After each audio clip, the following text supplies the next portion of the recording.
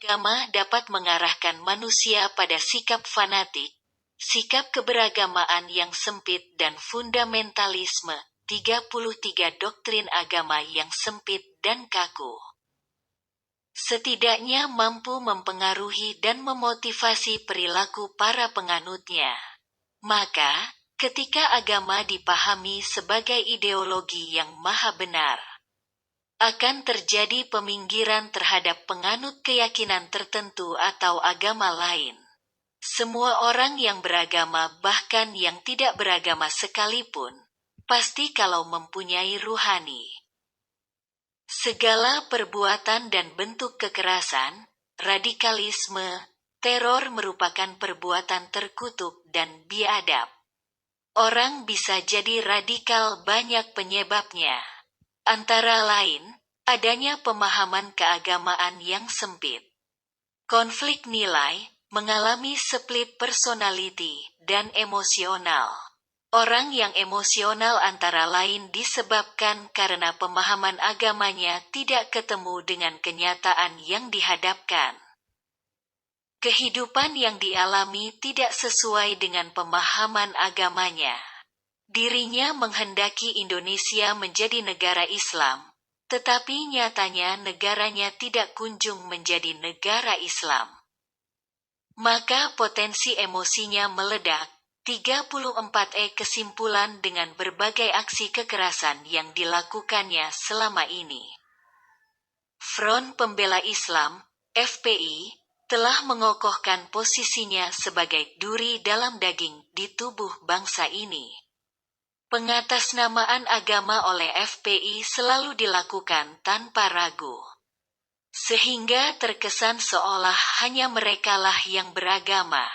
Mereka seakan memonopoli kebenaran Tuhan.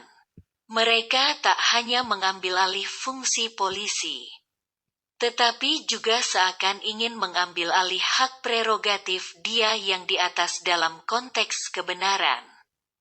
Namun, di balik gerakan yang terlihat idealis dan fundamental tersebut, ternyata FPI memiliki sejumlah kepentingan politik dan ekonomi yang tersembunyi. Kepolisian diharapkan bisa tegas menindak FPI maupun organisasi-organisasi dengan perilaku sejenis.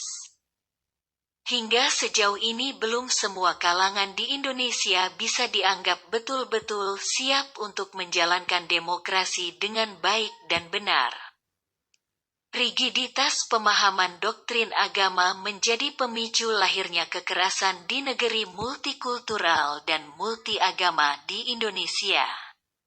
Kekerasan yang dibumbui doktrinasi agama, politik kekuasaan, dan perbedaan etnis, sehingga simbol dan jargon perjuangan dakwah, amar makruf nahi munkar, Front Pembela Islam, FPI, penting dikaji ulang disesuaikan dengan realitas kondisi sosial masyarakat yang melingkupinya. Pada masa awal sejarah Islam, yaitu gerakan kaum Khawarij yang muncul pada masa akhir pemerintahan Ali bin Abi Thalib.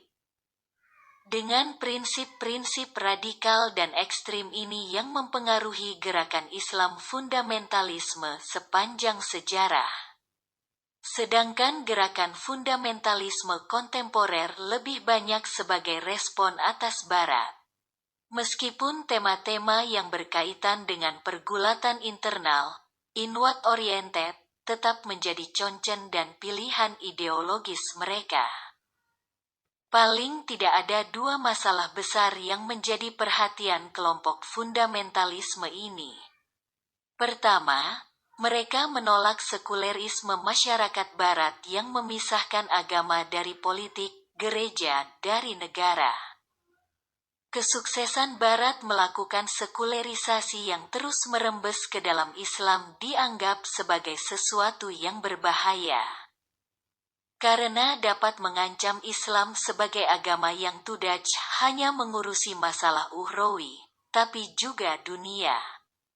Kedua, banyak umat Islam yang menginginkan agar ajaran Islam, syariat Islam sebagai aturan hukum bernegara. kemunduran umat Islam di berbagai belahan dunia dalam mengelola pemerintahan.